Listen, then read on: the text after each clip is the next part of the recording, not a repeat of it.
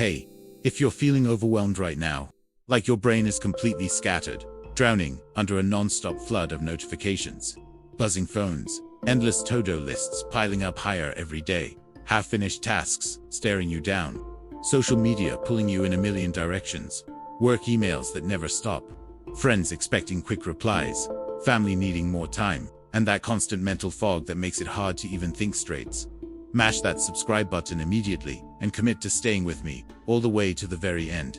I'm about to share with you the one ancient, almost forgotten secret that transformed an ordinary, self-taught kid from a tiny Italian village into arguably the greatest genius humanity has ever produced. And here's the mind-blowing part.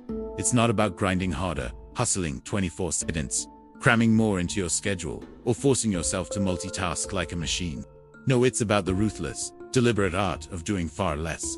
Cutting away everything that doesn't truly matter, stripping life down to its sharpest, clearest edge. What if I told you that by intentionally subtracting distractions, commitments, noise, and mental clutter, you could unlock deeper focus, spark real creativity, solve problems others can't even see, feel calmer in chaos, and actually live with more purpose and depth than you've ever experienced? Hang on tight, because this is fluffy motivation. It's the exact approach Leonardo da Vinci used to paint masterpieces that still stop millions in their tracks, invent concepts centuries ahead of their time, and leave behind a legacy that reshapes how we understand the world.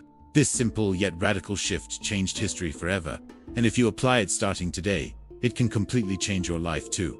Let's dive deep. Picture this scene unfolding in your mind. It's the late 1400s, in the heart of Renaissance Italy. The golden morning sun slowly creeps over the red-tiled rooftops of Florence, casting long, soft shadows across narrow cobblestone streets.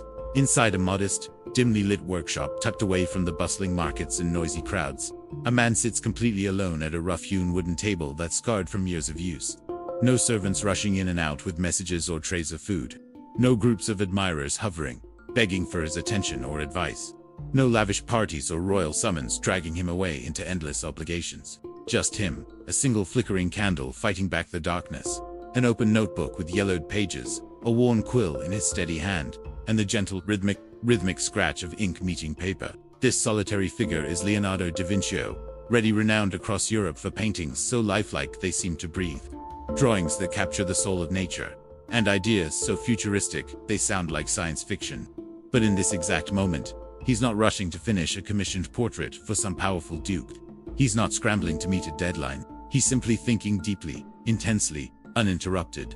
And the reason he can sink into that level of profound concentration, because day after day, year after year, he has deliberately eliminated every single thing that could pull him away from the truth he's chasing. Leonardo wasn't handed greatness on a silver platter.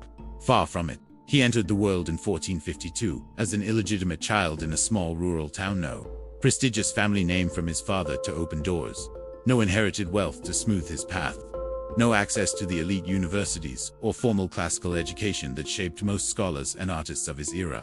In a society obsessed with lineage, titles, and rigid social hierarchies, that kind of birth was seen by many as a permanent handicap, a lifelong curse that would limit him forever. But Leonardo flipped the script entirely. He viewed those very limitations not as chains holding him back, but as liberating freedom. No one placed heavy expectations on his shoulders to follow a predictable, conventional career track. No one forced him into a narrow specialty or a safe, respectable profession. Without those invisible cages, he was free to wander wherever his insatiable curiosity led him, to chase the mysterious flight patterns of birds soaring overhead, to trace the hidden currents swirling in rivers and streams, to study the delicate play of muscles and tendons just beneath human skin, to ponder the spirals in seashells and the branching patterns in trees. From his earliest days roaming the hills and valleys around Vinci, he trained himself without teachers, without textbooks, to observe the natural world with an intensity and patience almost no one else possessed. He would perch for hours on end, motionless, simply watching the slow, graceful fall of autumn leaves, twisting in the breeze, the hypnotic swirl of water around a stone in a stream, the ever-changing shapes of clouds drifting across a vast blue sky. He didn't hurry through these moments. He didn't juggle 5 things at once. He just observed truly, fully, deeply, until layer after layer peeled away, and the hidden essence began to reveal itself like a secret whispered only to him. But here's the first major plot twist that flips everything most people assume about genius. Leonardo easily could have chased superficial fame, endless wealth, and constant praise, like almost every other talented artist of his time. Powerful kings, wealthy dukes, influential cardinals, and popes were practically lining up, throwing money and honors at him to secure his brush for their portraits, altarpieces, murals, and grand decorative schemes. He could have accepted commission after commission, churning out painting after painting in a high-speed production line, becoming the wealthiest, most celebrated artist in all of Italy, living a life of luxury, surrounded by admirers and luxury. Instead, time and time again, he said a firm, quiet no. He politely declined lucrative jobs that didn't ignite genuine curiosity inside him. He walked away from prestigious projects that felt empty, shallow, or misaligned with his deeper quest for truth and beauty. Shockingly, he even left some of his most ambitious works deliberately unfinished, not out of laziness, procrastination, or lack of skill, but because he refused to compromise, refused to settle for anything less than capturing the absolute essence of what he saw in his mind. Take the enigmatic smile of the Mona Lisa, that subtle, knowing curve of the lips that has fascinated the world for over 500 years. He labored on it across 4 long years, constantly refining, layering glazes so thin they were almost invisible, adjusting tiny shadows and highlights, never declaring it done because he kept seeing new depths to explore. Or consider The Last Supper, that monumental mural where every figure's posture, gesture, and expression tells a story. He experimented obsessively with perspective lighting, and even innovative and ultimately failed painting techniques on the wall, all to achieve an emotional and spatial realism no one had ever reached before. He wasn't after quick applause or fast payment. He was obsessed with depth, with authenticity, with revealing something eternal beneath the surface. That refusal to rush, that willingness to say no to the good, so he could protect the great, that S, where his true genius began to emerge. And this relentless pursuit of depth naturally led him to the beating heart of his entire approach: simplicity. He wrote in one of his notebooks a line that still cuts through centuries. Simplicity is the ultimate sophistication. Pause and really let that land. In an era, and in our era, to where everyone chases more and more money, more possessions, more followers, more status symbols, more experiences, more everything, Leonardo insisted that real power, real beauty, real understanding come from ruthless subtraction.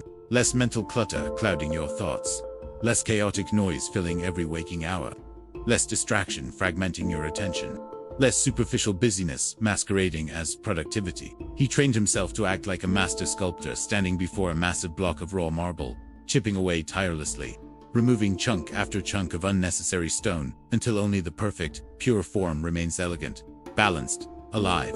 He applied that same subtractive discipline to his mind, his schedule, his life. Now, let's unpack the 5 timeless, battle-tested principles he lived by every single day. These aren't vague, feel-good platitudes pulled from thin air. They read the precise mental tools and habits he sharpened over decades to cut through confusion and create works of enduring brilliance. Each principle builds powerfully on the one before it, forming a complete system for clarity, creativity, and depth. And each one directly challenges the frantic, overloaded way most of us stumble through modern life. First principle: observation earth. Leonardo elevated simple, patient observation to something almost sacred, a daily ritual he treated with reverence. He didn't merely glance at the world in passing like most people do. He studied it with laser-like intensity and childlike wonder. He secretly dissected more than 30 human cadavers in candlelit rooms, late at night risking accusations of heresy and execution by the powerful church, purely to uncover the hidden mechanics of how muscles contract, how joints pivot, how veins branch like rivers across the landscape of the body. He sketched birds in mid-flight hundreds upon hundreds of times, capturing every subtle shift of wing and tail feather, determined to decode the ancient mystery of aerodynamics, long before anyone dreamed of airplanes. He filled literally thousands of notebook pages with meticulous drawings. Turbulent water currents spiraling in deadly vortices, intricate plant structures, branching in perfect mathematical patterns the delicate way. Sunlight caresses and sculpts a human face at different hours of a day. The core lesson he leaves us: stop skimming the surface of life like you're scrolling through a feed. Dive in deep. Slow down. Really see. When you commit to genuine, undistracted observation, patterns emerge, connections light up, and answers you never expected begin to surface naturally. Have you ever wondered what made Leonardo da Vinci a genius? Was it just natural talent, or was there a method to his brilliance? The answer might surprise you. Leonardo wasn't just an artist. He He was a scientist, an inventor, and a philosopher who lived by a set of powerful principles. And the best part, we can still use these principles today to unlock our own potential. Let's start with the first one: insatiable curiosity. Leonardo questioned everything. Why is the sky blue? How do birds fly? He filled thousands of pages with notes and sketches, driven by a relentless desire to understand the world. In our age of endless information, it's easy to just scroll past things. But what if we adopted Leonardo's curiosity? What if we started asking why more often? Instead of just accepting a headline, we could dig deeper. Instead of just using our phones, we could learn how they actually work. This curiosity is the spark that ignites learning and innovation. It's what separates passive consumers from active creators. Next up is the principle of experimentation. Leonardo didn't just think about ideas. He tested them. He learned through trial and error. He dissected bodies to understand anatomy, designed flying machines that often failed, and experimented with new paint techniques, sometimes with disastrous results like the Last Supper. He wasn't afraid of making mistakes. In fact, he saw them as essential learning opportunities. Think about that. In our modern world, we're often terrified of failure. We want the perfect result on the first try. But Leonardo teaches us that progress comes from doing, from trying, and yes, from failing. So, start that project you've been dreaming of. Learn that new skill. Don't worry about getting it perfect. Just start experimenting. The third principle is simplicity. Leonardo once said, "Simplicity is the ultimate sophistication." Look at his drawings. Like the Vitruvian Man, it's a complex idea, the proportions of the human body distilled into a simple, elegant image. He had this incredible ability to cut through the noise and find the essential core of an idea. In our complicated, chaotic world, this principle is more important than ever. We're bombarded with notifications, endless choices, and complex problems. Applying Leonardo's principle means focusing on what truly matters. It means decluttering our minds, our schedules, and our lives to make space for clarity and purpose. It's about finding the most direct path to a solution, whether in design, business, or our personal lives.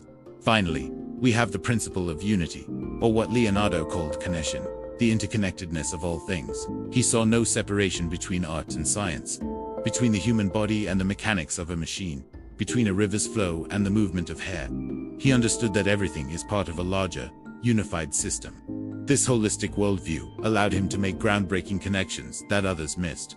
Today, we call this interdisciplinary thinking. The biggest breakthroughs often happen at the intersection of different fields when a biologist works with a computer scientist, or an artist collaborates with an engineer. Leonardo's lesson is to break down the silos in our own minds. Read books outside your field. Talk to people with different perspectives. See the world not as a collection of separate subjects, but as a rich, interconnected web of wonder.